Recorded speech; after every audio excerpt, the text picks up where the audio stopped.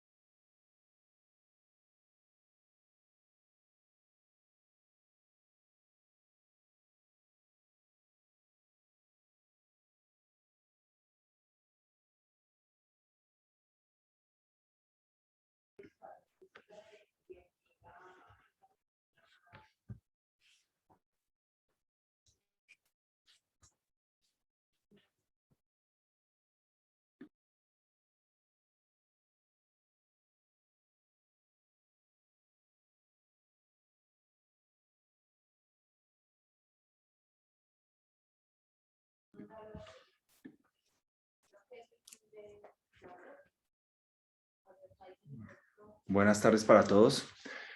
Amigos y clientes, bienvenidos. Les agradecemos a todas las personas que están hoy conectadas. Veo clientes como Saicon, como Calú, como Hidrocol. Qué bueno tenerlos el día de hoy con nosotros. El tema de hoy es un tema muy ganador. Esperamos presten mucha atención. Desde Soluciones Legales hemos visto cómo un número importante de empresas han crecido en facturación bajo la sombrilla de licitaciones y es por esto que creamos este espacio. Una vez más les agradecemos por acompañarnos, los invitamos a que entremos en materia y los dejo con la doctora Diana López. Muchas gracias, Alexander. Muy buenas tardes. Muchas gracias por conectarse. Bienvenidos a la Masterclass Licita y Gana Contratos con el Estado, con el objetivo de contar a dueños, gerentes, socios y líderes de las pequeñas y medianas empresas en Colombia cómo fortalecer su negocio licitando con el Estado, aprendiendo a presentar una propuesta ordenada en las diferentes convocatorias para la ejecución de obras y contratación de servicios o suministros. Para nosotros es un placer tenerlos en este espacio y esperamos que la charla resuelva las inquietudes que se hayan venido presentando en el día a día. El temario que abordaremos en la siguiente masterclass será el siguiente. ¿Por qué contratar con el Estado? ¿Conocen los bienes y servicios que se contratan a través de estos procesos públicos? Requisitos básicos para participar como proponentes. Diferentes modalidades de contratación. Beneficios para tu empresa al participar en licitaciones públicas. Casos de éxito en los diferentes tipos de licitación. Antes de comenzar, realizaré las siguientes aclaraciones. En la parte inferior encontrarán una casilla de preguntas donde ustedes podrán colocar sus inquietudes. Estas serán atendidas al final de la intervención de la abogada expositora. Por tiempo y en caso de no alcanzar a responder las preguntas, con posterioridad se contestarán a través de correo. Sin más preámbulos, me permito presentarles a la doctora Julie Buitrago, abogada especialista en Derecho Administrativo con una experiencia de más de 13 años en licitaciones públicas. Abogada que nos acompañará en la masterclass de hoy. De acuerdo con lo anterior, doy paso a la doctora Julie. Doctora Julie, muy buenas tardes. Doctora Diana, muy buenas tardes para todos. Bienvenidos a esta masterclass. Esperamos que sean unos minutos enriquecedores para cada una de nuestras compañías. Entonces, comenzaremos con nuestra exposición. A continuación, es importante por qué nosotros debemos contratar con el Estado o por qué podemos ver en el Estado un cliente potencial para nuestros bienes y servicios. Porque es una oportunidad que tiene virtud de permanencia en el tiempo. Nosotros siempre diremos que siempre que el Estado exista, la contratación pública es oportunidad comercial y de negocios. ¿Qué ocurre? A veces nuestras compañías son muy fieles y tienen unos clientes establecidos y la suerte financiera de nuestras compañías está amarrada a la suerte financiera de nuestros clientes y a la existencia de nuestros clientes. Como el Estado tiene vocación de permanencia en el tiempo, es muy difícil que el Estado desaparezca, nosotros tendremos siempre un cliente garantizado a futuro. Como a continuación vamos a ver, tenemos una amplia gama en el mercado. ¿Por qué contratar con el Estado? Porque tenemos aproximadamente 15.430 entidades públicas y mixtas como potenciales clientes. Aunque es difícil de creer, digamos coloquialmente, hay diversos bienes y servicios que el Estado requiere. Y pensemos en una gobernación, una alcaldía, un ministerio. Esa entidad estatal va a requerir desde transporte, logísticas, obras, construcción, publicidad, seguro, dotaciones, vigilancia y mobiliario. No es solo un bien o servicio el que podemos suministrarle a la entidad estatal a perpetuidad, es una diversa gama de bienes o servicios. Es así que históricamente la contratación estatal ha sido una fuente de negocios y vemos que con ocasión a la pandemia se ha ampliado esta forma de negociar. Encontramos que históricamente, por ejemplo, en las vigencias 2016 y 2017 se adjudicaron más de 2.800.000 contratos. En 19, 20 y 21, gracias al incremento de la negociación virtual, pasamos de 26.8 billones de pesos en el año 2019 a 99 millones de pesos, billones, hablamos de billones de pesos en la vigencia inmediatamente anterior. ¿Qué significa ello? que la mayoría del mercado se está trabajando a través de contratación estatal y a través de las diferentes plataformas. Y nosotros, aunque creyéramos que es difícil acceder a esta oportunidad de negocio, porque venimos de los antecedentes de hace 5 o 7 años, donde siempre pensábamos, no, contratación estatal está amarrada, yo me presento y me sacan del proceso. Yo puedo presentar la mejor propuesta, pero no voy a poder entrar como finalista. Vemos que a raíz de la virtualidad se ha incrementado este potencial mercado y a raíz de unos cambios normativos que surgieron en el año 2018, es más dinámica la postulación y la participación en los diferentes negocios y contratación estatal, de tal forma que pequeñas y medianas empresas que antes no pensaban en tener al Estado como un potencial cliente, lo están captando y están colocando cifras significativas en ese mercado. ¿Y cómo lo hacen? A través de las plataformas virtuales. A continuación, vamos a encontrar cuáles son esas plataformas. Básicamente, encontraremos las plataformas SECOP 1 y SECOP 2. Y en nuestra imagen vemos los loguitos, el cuadrito rojo que ha identificado la contratación estatal en los últimos 10 años. Estas plataformas son virtuales y la única diferencia entre ellas es que SECOP 1 aplica para que nosotros, como potenciales proveedores del Estado, ingresemos y veamos las oportunidades de negocio. Esta plataforma SECOP 1 es manejada por entidades pequeñas como municipios de sexta categoría y sus entidades descentralizadas. Un ejemplo muy práctico, Chía, muy cercano a Bogotá. Si nosotros queremos celebrar un contrato con el municipio de Chía, podemos entrar a la plataforma SECOP 1, verificar qué oportunidad de negocio encontramos si yo suministro papelería, logísticas y aplicar a esa oportunidad de negocio. La única diferencia entre SECOP 1 y SECOP 2 es que a través de SECOP 1 yo debería trasladarme hasta el municipio para radicar mi propuesta, mientras que en SECOP 2 todo lo puedo hacer desde mi oficina o mi casa, radico mi propuesta, es evaluada, conozco los resultados de esa postulación y me celebran mi contrato a través de la plataforma porque es una plataforma transaccional. Y muchos de nuestros clientes han logrado acceder a sus oportunidades de negocio sin desplazamiento, sin salir de su casa, con el apoyo y acompañamiento a través de esta plataforma SECOP 2. Estos son los modos de acceder a las oportunidades. Ahora vamos a ver cuáles son las modalidades a través de las cuales podemos participar.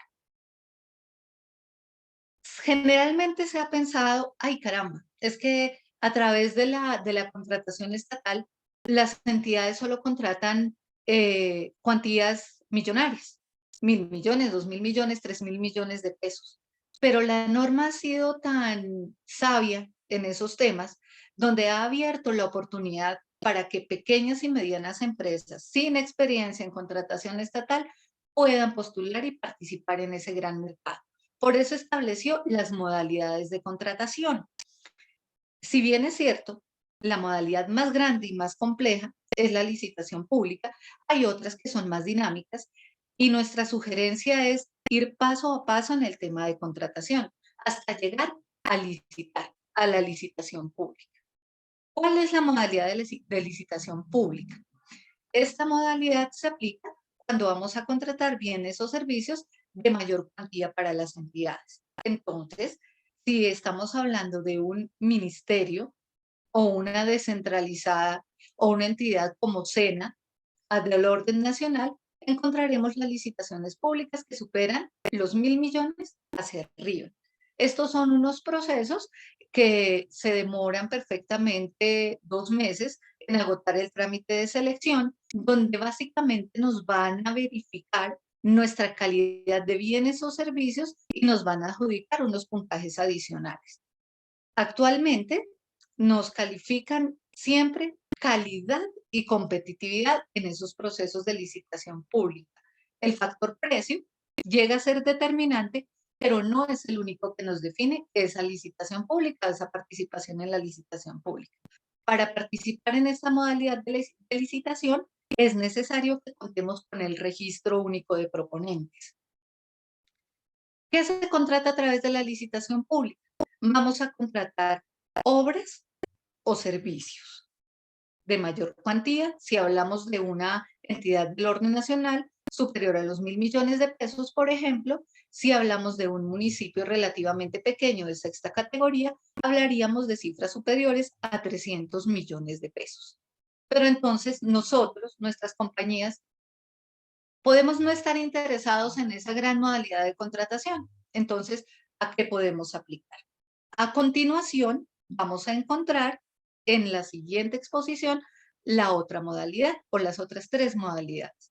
Hablaremos del concurso de méritos. Entonces, mi compañía presta servicios de consultoría y proyectos de arquitectura. Por ejemplo, nosotros somos expertos realizando estudios y diseños, expertos en solucionarle la problemática en obras, en decirle a la entidad, usted quiere hacer esta obra, hágala bien y hágala así. O en decirle a la señora entidad estatal, usted quiere llevar agua o quiere construir su vía, le va a valer tanto y debemos hacerla de determinada manera. Nos vamos a ir a buscar en la plataforma los concursos de méritos. Que somos expertos en generar diseños o somos expertos en hacer seguimiento como supervisores o interventores. Vamos a buscar estos concursos de méritos. ¿Cuál es la diferencia entre el concurso de méritos y la licitación? Que en el concurso de méritos no nos van a evaluar el factor precio como determinante. Nos van a evaluar la capacidad nuestra, de nuestros profesionales y nuestra propia experiencia. Entonces, allí vamos a entrar a jugar con nuestras calidades de idoneidad y experiencia. Ese proceso es un concurso de méritos donde más o menos en promedio nos demoraremos un mes en la postulación. ¿Cómo se estructuran estos procesos, tanto la licitación como el concurso de méritos? Nosotros ingresamos a la plataforma, vemos si nos interesa una licitación, si nos interesa un concurso de méritos, allí encontraremos unos pliegos de condiciones en etapa de observaciones. Entonces, como nosotros somos unas compañías juiciosas y soluciones legales, los estamos acompañando en ese paso a paso del proceso, revisaremos que en el pliego de condiciones cumplamos con los requisitos mínimos habilitantes. Encontramos que nuestra compañía perfecta cumplió con unos requisitos mínimos habilitantes. ¿Cuáles son esos requisitos mínimos habilitantes? Una capacidad financiera, unos indicadores financieros, unos requisitos de experiencia y una capacidad organizacional.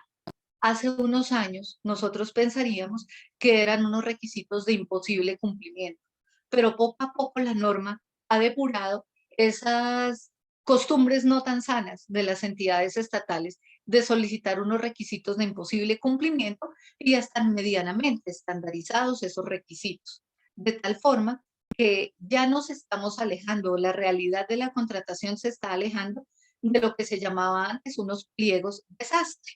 Es decir, la entidad estatal tenía a su amigo de siempre y le diseñaba esos requisitos básicos acomodaditos a su amigo. No, resulta que ahora la norma nos dice que las entidades deben moverse dentro de unos estándares. Y si nosotros vamos, somos juiciosos, miramos nuestros pliegos, encontramos que cumplimos, pero que se está excediendo en un requisito, en esa etapa de observaciones a los pliegos de condiciones le vamos a decir, señora entidad, usted está incumpliendo la norma, por ejemplo, porque me está solicitando que mi experiencia sea únicamente con entidades estatales. Y resulta que la norma en el año 2018 fue muy específica y le dijo, señora entidad estatal, usted no puede cerrar la experiencia solo con el sector público, porque es que los privados también contratan y contratan óptimamente. Entonces, si yo soy proveedor de bienes o servicios de una entidad privada hace 10 años, esa experiencia que yo tengo de hace 10 años es igualmente válida con ese privado, como si fuera, por ejemplo, con la alcaldía de Bogotá. Y es ahí donde de la mano, la compañía con soluciones legales, escribimos nuestras observaciones y les decimos, mire, señora entidad estatal, ejemplo SENA, usted está contraviniendo la norma, necesito que me abra esa experiencia porque yo tengo experiencia con particulares y cumplo para participar. Con fundamento legal podemos presentar esa observación. Se presenta esa observación a los pliegos de condiciones de tal forma que podamos acceder a la oportunidad. Una vez depurada ese tema de la observación a los pliegos de condiciones, nos generan un pliego definitivo y presentaremos nuestras propuestas, ya sea por la plataforma SECOP 1, vamos corriendo rápidamente a la entidad, se coloca la propuesta en la entidad, a través de la plataforma SECOP 2, colocaremos nuestra oferta en la plataforma y entraríamos en la etapa de evaluación de las propuestas. Allí, el comité evaluador debe verificar la propuesta y ahí había antes, o todavía hay, es innegable, todavía hay unas entidades que son un poquito mañosas, dice uno coloquialmente. El comité evaluador le empieza a sacar peros a mi propuesta, entonces es que no cumple, que no me trajo el oficio, que no se ve, que la letra está grande o pequeñita. Y es allí donde hay toda una jurisprudencia que nos dice que por los requisitos de forma no se pueden rechazar estas propuestas. Y en ese caso, entonces, presentaremos las observaciones y diremos, no, mi propuesta cumple con todo. Si usted no vio el documento, mire, aquí está el documento visible y ampliado al 150%. Y eso que usted me está diciendo no es causal para que me rechace mi oferta. Agotada esa etapa de evaluación de las propuestas, donde tenemos la oportunidad de defenderlas, viene un informe definitivo y una recomendación de adjudicación. Y lo que busca la norma, al depurar todas esas malas costumbres de rechazos por temas formales a los proponentes, es que la mejor propuesta, en franca lid, se lleve su contrato.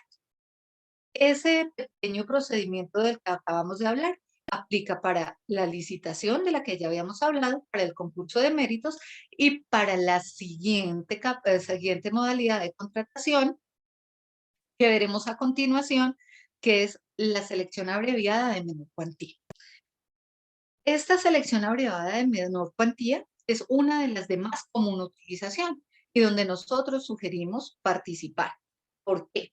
Porque a través de esta modalidad contrataremos bienes o servicios de características técnicas uniformes y de común utilización. No dice, ay, no, ese nombre tan largo suena muy extraño. ¿Yo para qué voy a participar en eso?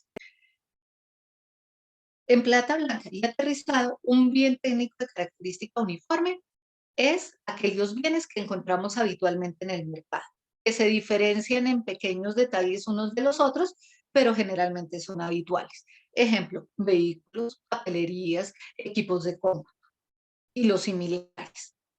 De común utilización, porque todo el mundo los utiliza, y de características técnicas uniformes, porque son generalmente las mismas. En el papel cambiará el gramaje, en los carros cambiarán ciertas descripciones, pero carro es carro y su fundamento esencial o sus condiciones esenciales son las mismas.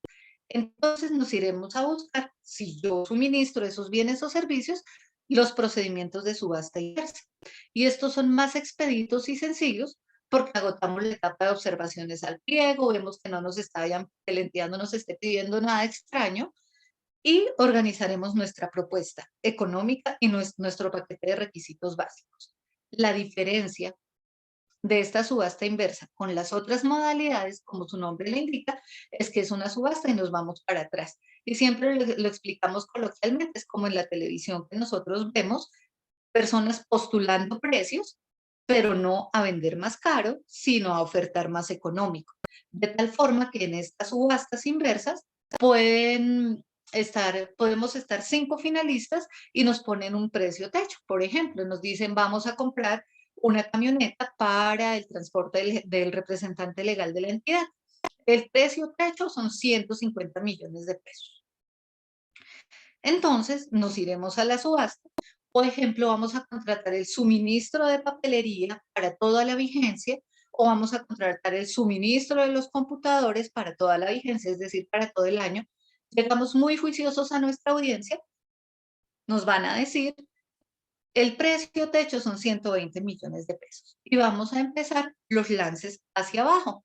Y vamos a ofertar entonces con numeritos, cada uno está identificado, o si es virtual, hacemos los lances virtualmente, y vamos a descontar un porcentaje del 1, del 2, del 3, lo que nos haya establecido la entidad para el primer lance respecto de los demás proponentes. Y vamos ofertando hacia abajo. Y si somos competitivos porque tenemos stock, porque tenemos diferentes proveedores que nos puedan hacer mejorar los precios, tenemos todas las oportunidades y las opciones de ser acreedores de ese contrato a través del procedimiento de subasta inversa. Para esta subasta inversa necesitaremos igualmente el registro único de proponentes, que es la única diferencia, pero es un procedimiento que se agota también de forma muy breve. Una subasta bien llevada se puede agotar en un mes, mes y medio, y ya podemos ser adjudicatarios de nuestro contrato de 120 millones, de 300 millones o de 400 millones, porque cuando estamos hablando de bienes de características técnicas uniformes, no tenemos la limitante de la cuantía. Y nos quedaría entonces por revisar la siguiente modalidad de contratación, que es muy interesante, y la veremos a continuación, que corresponde al procedimiento de mínima cuantía. Esta modalidad de contratación no requiere el registro único de proponentes y es un procedimiento que se agota en una semana, máximo 2 semanitas. Es muy sencillo y por eso se llama de mínima cuantía.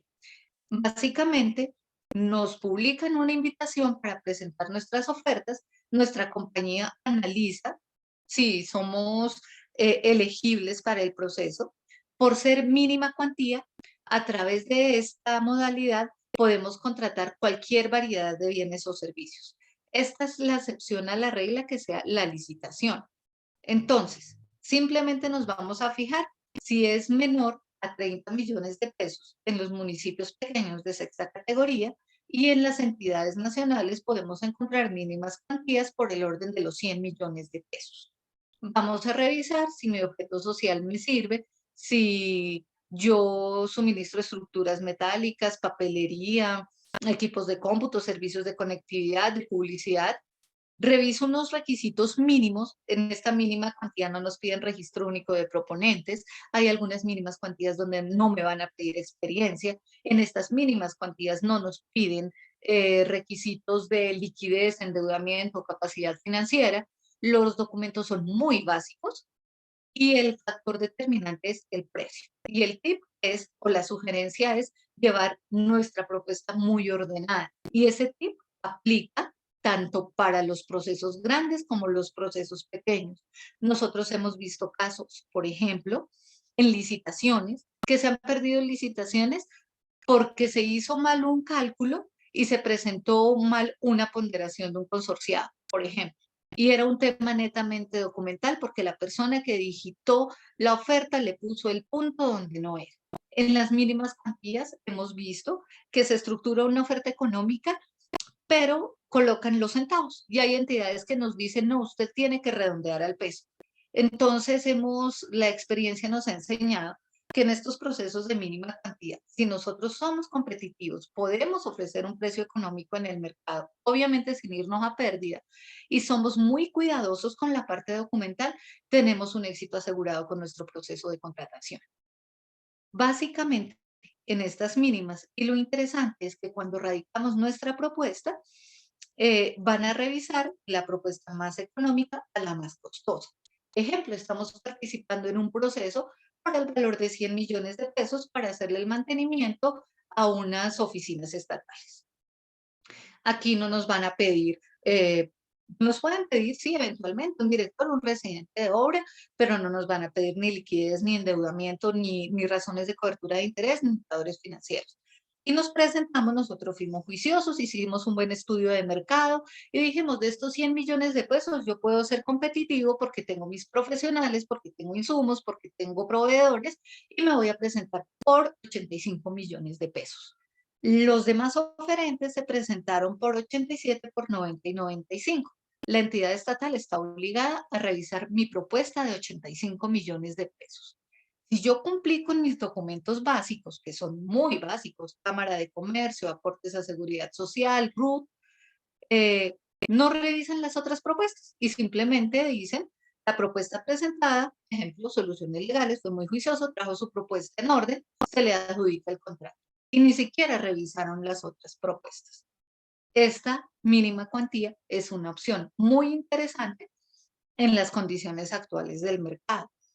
Y más encontrándonos ahorita, veo la fecha 4 de agosto, porque estamos cerrando el año.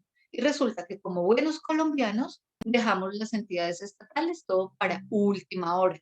Entonces, agosto, septiembre, octubre, noviembre y diciembre son las fechas donde las entidades estatales están gastando su presupuesto, quieren ejecutarlo, y por ello vamos a encontrar pluralidad y se puede decir muchísimas oportunidades de contratación y de negocio en los portales, porque las entidades estatales también son vigiladas. Y resulta que las entidades estatales reciben recursos de la nación, reciben recursos por transferencias. Y a las entidades estatales en diciembre las miden y le dicen, señor entidad estatal, usted tenía X valor para gastárselo, y es que su razón de ser entidad estatal, por ejemplo, un municipio, es satisfacer las necesidades de la comunidad. Entonces, si usted no gastó todo el presupuesto, significa que no lo necesita y lo vamos recogiendo. Entonces, las entidades estatales en sus últimos meses se esfuerzan por adjudicar sus contratos, y eso significa que no van a entrar a la minucia o el detalle de querer rechazar a un contratista, o así quieren, no pueden porque el tiempo no les da para rechazar al contratista por temas de forma. Entonces, es el tip, estamos en el momento justo del año para participar. Y si nosotros no tenemos el registro único de proponentes y no tenemos una experiencia avanzada en contratación estatal, podemos comenzar por estos procesos de mínima cuantía, que aunque sea su nombre mínima cuantía, encontramos cuantías entre 30, podemos encontrar 5, 10, 15, 20, 30 o 100 o 120 millones de pesos, según cómo apliquemos los filtros. A continuación, vamos a encontrar otra forma de modalidad que es excepcional y se llaman regímenes especiales. Este régimen especial, como su nombre lo indica, lo aplican las entidades que tienen un régimen legal especial. Encontramos colegios, empresas sociales y comerciales del Estado y empresas de economía mixta. Ejemplo claro, en Bogotá, el acueducto. El acueducto de Bogotá maneja su régimen especial y encontramos que por ese régimen hay unas cuantías que son representativas, que pueden perfectamente superar los 200 millones de pesos, y por ese régimen especial, dependiendo de la clase de bien o servicio que vayamos a adquirir, ejemplo, insumos para tratamiento, plantas de agua, o acueducto, bueno, hemos visto estudios para tratar la problemática del cangrejo rojo. Vimos un día y uno decía, ay, mire, mi empresa tiene temas de biodiversidad y yo no pensaría que podría aplicar a un proceso. Y encontramos, por ejemplo, muy particular el análisis de la problemática del cangrejo rojo. Y eso lo encontramos a través de los regímenes especiales, donde en algunos casos no nos exigen el registro único de proponentes, son cuantías representativas, son procesos que se agotan en unas 2 semanas, y también seríamos competitivos si fuésemos muy organizados con la parte documental de nuestras propuestas. Entonces, a veces uno se concentra solo en una parte del mercado y olvida los colegios, las empresas de acueducto, los hospitales, que son unos clientes potenciales a través de estos regímenes especiales. Y por último, encontramos la tienda virtual del Estado.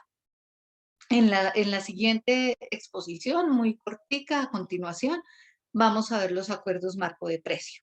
Estos acuerdos marco de precio se han venido implementando en los 2 últimos años y funciona como una tienda virtual.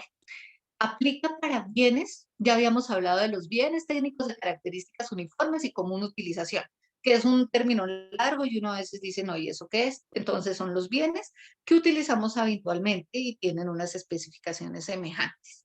Como están estandarizados en el mercado, ejemplo, el combustible, los vehículos, estos mobiliario, pero no todo el mobiliario escolar, por ejemplo, los encontramos en estos acuerdos marco de precio. ¿Qué dijo el Estado? ¿Qué dijo la Agencia Colombia Compra Eficiente?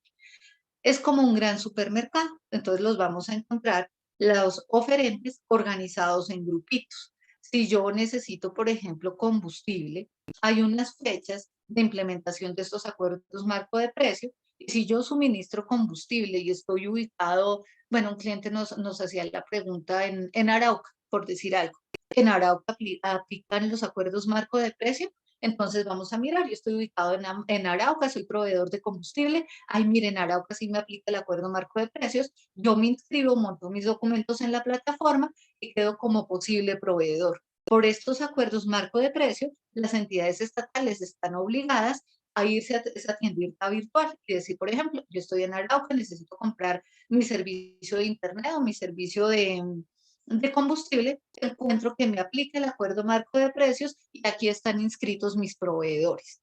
Solo, única y exclusivamente con ellos, estamos en la tienda virtual, podemos celebrar el contrato si se demuestra que son precios que están acordes al mercado, que no se le causan un perjuicio a la entidad y precisamente esa es la esencia del acuerdo marco de precios y está la entidad entonces obligada a solicitar las cotizaciones, revisarlas y escoger dentro de ellas la oferta más favorable. Entonces, es muy importante también y es una opción interesante, dependiendo del bien o servicio que nosotros suministremos, buscar formar parte de estos acuerdos marco de precios. Esta sería, nos quedaría en la siguiente a continuación, los tips para tener en cuenta nuestros procesos. Y es la invitación para el cierre. Comenzamos la intervención diciendo que hace unos años era muy difícil contratar con el Estado y encontrábamos muchas compañías que decían, no, es que yo estuve inscrita, yo me cansé, a mí me sacaban de los procesos de contratación, mi oferta era la mejor, pero simplemente me decían, usted no cumple. Eso cambió. No podemos decir que la contratación estatal está totalmente depurada, pero ya tenemos implementados, por ejemplo, los pliegos tipo, donde hay unos requisitos mínimos, la entidad no se puede apartar de esos requisitos mínimos y la idea es dar una participación y una pluralidad de opciones para que las pequeñas y las medianas empresas también puedan acceder a ese mercado y a esa oportunidad de negocios, que como vimos al comienzo, mueve no millones, sino billones de pesos, cuantiosos contratos, unas sumas representativas y tenemos la oportunidad cerca. Estemos fuera de Bogotá, estemos en Bogotá, podemos pensar en nuestra alcaldía local, la alcaldía distrital, las descentralizadas, los hospitales, los colegios. Entonces la invitación es a no echar en saco roto esa oportunidad, ver a la entidad estatal como un cliente potencial y no como simplemente una generadora de inconvenientes. Espero les haya sido de utilidad la intervención y quedamos atentos a resolver cualquier inquietud. Doctora Julie, muchísimas gracias por la intervención. Ahora vamos a dar paso al espacio de preguntas. Tenemos algunas preguntas y unos comentarios que nos hacen nuestros asistentes. La primera viene del señor Pedro Soto, dice, licitaciones amarradas. Para nuestro negocio de venta de maquinaria liviana para construcción, la licitación exige dar mantenimiento en repuestos durante un año, donde mencionan que si el equipo requiere repuestos para uso, se deben reponer sin ningún costo.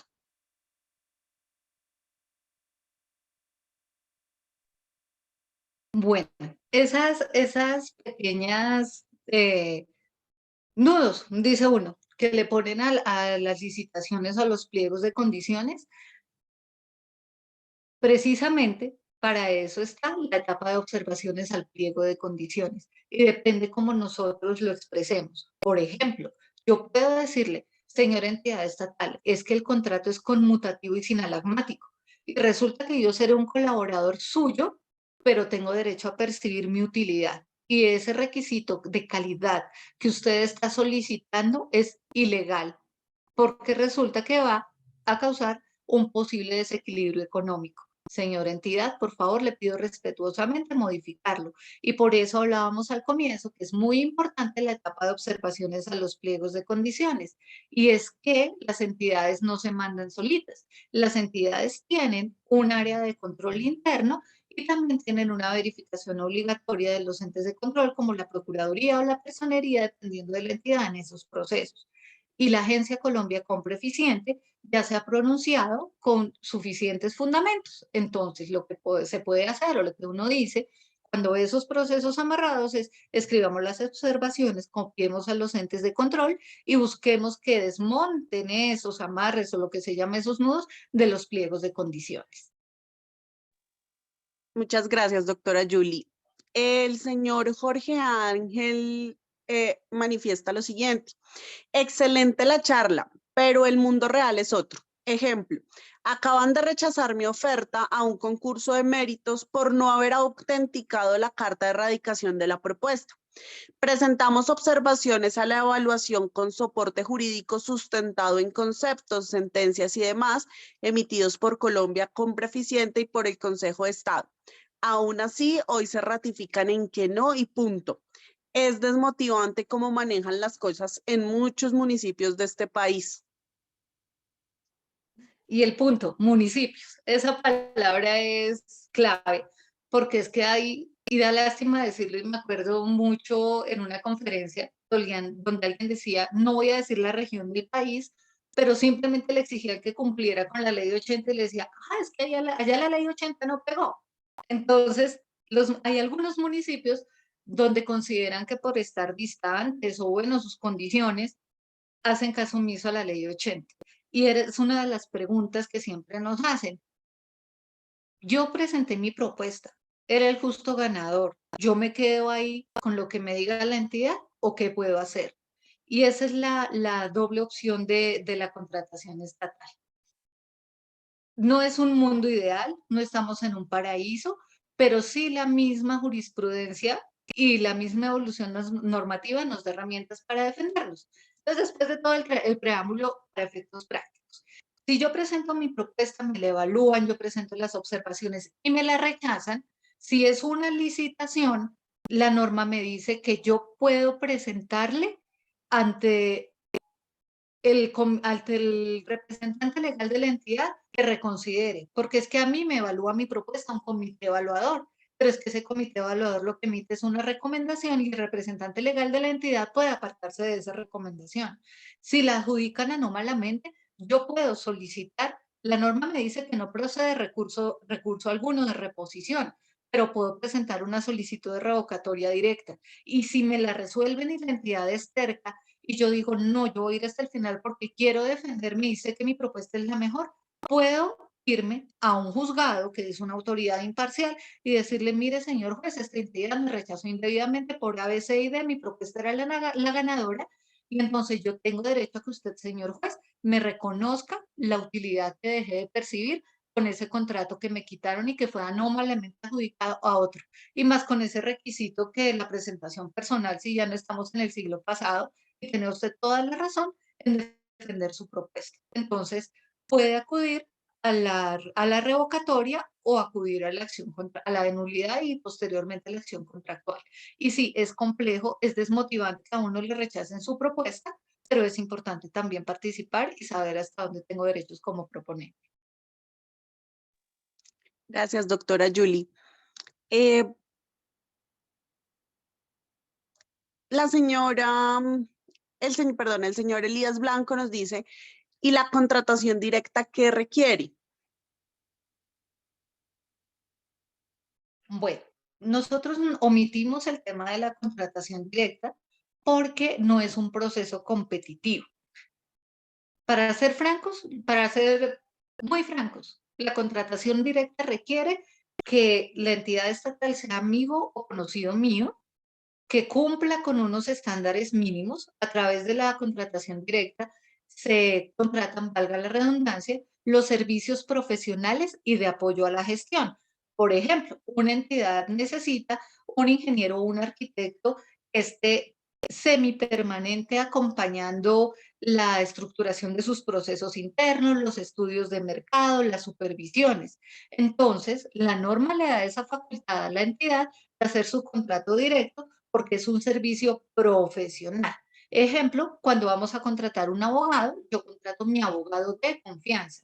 Cuando la entidad necesita a su abogado, lo hace a través de contratación directa porque es su abogado de confianza. Entonces, generalmente a través de esas contrataciones directas se contratan, para la expresión, servicios profesionales y apoyo a la gestión, es decir, las personas que desarrollan esas actividades administrativas operacionales. Nosotros no lo tocamos en la exposición porque no es un proceso competitivo donde no vamos a poder optar en igualdad de condiciones con los otros proponentes, toda vez que es una potestad de la entidad estatal. Hace algún tiempo se manejaba a través de esa modalidad de contratación también los famosos convenios. Y encontramos los convenios de asociación o de cooperación que se entienden para desarrollar actividades públicas de utilidad y beneficio común. Pero por ser directa, simplemente la entidad le genera una invitación a la persona a la que quiere contratar para que radique su propuesta y si nosotros no somos invitados, no podemos participar en ese proceso. Muchas gracias, doctora Julie. Tenemos, es posible, esta pregunta nos la hace el señor Nicolás Prieto. ¿Es posible en mi oferta ponerla en dólares? Únicamente si el pliego de condiciones lo autoriza. Pero la mayoría de los pliegos, cuando son de común utilización o los bienes o servicios habituales en el mercado, nos dicen que las ofertas económicas deberán ser presentadas en pesos colombianos. Entonces, por regla general, las ofertas se presentan en pesos, salvo que el pliego de condiciones autorice presentarlo en moneda extranjera.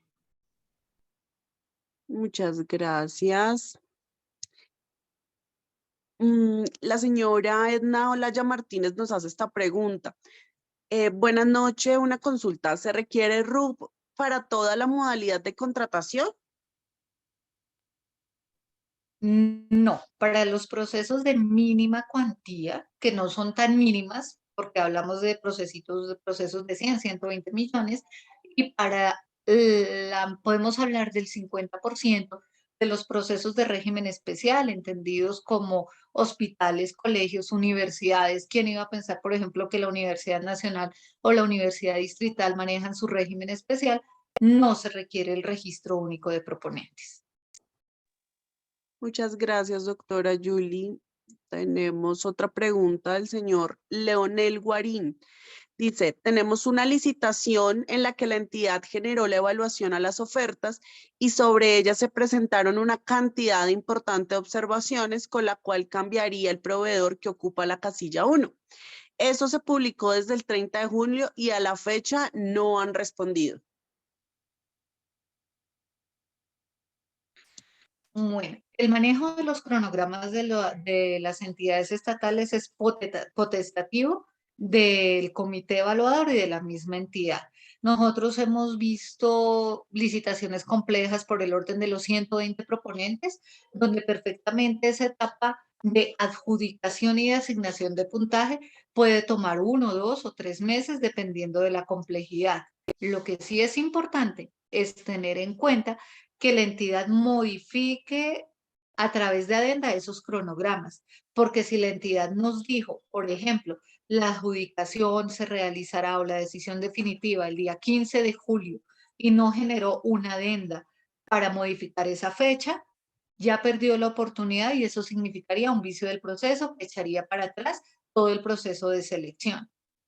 Pero sí, a uno le parece extraño que puedan demorarse una cantidad de tiempo representativa en la evaluación, pero siempre y cuando la entidad sea juiciosa con sus cronogramas, puede hacerlo. Muchas gracias, doctora Julie. Tenemos otra pregunta. Sandra Barón nos pregunta, ¿qué hacer cuando alguien crea un usuario falso y presenta oferta a nuestro nombre con precios más elevados para favorecer a un tercero? De envío pruebas a Colombia con compra eficiente y lo único que hicieron fue eliminar el usuario falsificado.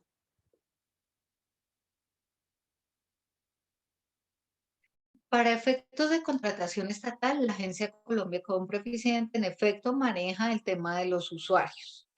Entonces, digamos que la actuación estuvo dentro del marco que rige las potestades de la Agencia Colombia Compra Eficiente, pero a veces nos olvidamos que hay otras acciones a las que podemos acudir. Ejemplo, si nosotros vimos que en un proceso manejaron las medias matemáticas, las medias aritméticas con ese proponente que usó el usuario falso y que eso sirvió para que se direccionara el proceso, estaríamos frente a un presunto fraude procesal y de hecho esa sería una causal para que la entidad estatal revocar el proceso y la asignación o la adjudicación que se hizo anómalamente. Entonces tenemos esa herramienta de la revocatoria de la adjudicación porque ocurrió con medios ilegales, sin perjuicio de las acciones penales, porque es que es muy habitual que ocurra eso y es lamentable decirlo. Bueno, clonamos o se clonan los usuarios en la plataforma y esto implica el delito de falsedad. Entonces, se puede acudir ante la fiscalía también para que contra responsables se establezca quién fue el que realizó esa acción fraudulenta. Muchas gracias, doctora Julie. Una última pregunta que nos hacen por acá. El señor Pedro Soto nos dice, ¿cuáles son las entidades de control y cómo podemos copiar a ellas una observación que creamos prejudicial o que estemos en desventaja? Bueno, la primera entidad a la que se puede acudir es la Oficina de Control Interno Disciplinario de la misma entidad contratante. Podemos copiar, si es una entidad municipal, a la personería o si es una entidad ya ubicada, ejemplo, Bogotá, tipo ministerio, a la Procuraduría. También si encontramos que la observación tiene incidencias fiscales o afecta la cuantía o el valor de bienes o servicios, podemos acudir ante la Contraloría. Y hay una oficina muy interesante en la Procuraduría que se llama la Oficina de la Moralidad Pública. Y pocas personas sabemos que existe. Y resulta que esta Oficina de la Moralidad Pública de la Procuraduría se encarga de hacer un seguimiento especial y realizar observaciones a los procesos o verificación donde vemos que hay situaciones anómalas. Porque afortunadamente ahora el tema de la moralidad pública y el manejo de lo público va muy amarradito, muy concatenado con el tema de contratación estatal. Entonces, puntualizando, tendríamos control interno disciplinario, personería, procuraduría y la oficina de la moralidad pública. Doctora Julie, muchísimas gracias. Pues por ahora no hay más preguntas. Queremos recordarle a nuestros asistentes que las que no hayan sido resueltas en la presente charla se resolverán a través de correo electrónico. Muchísimas gracias. Antes de dar por terminada nuestra masterclass, damos de nuevo la bienvenida a nuestro gerente, el señor Alexander Grajales, gerente general de la compañía. Bueno, pues para finalizar, quiero invitarlos a que exploren y se animen a licitar.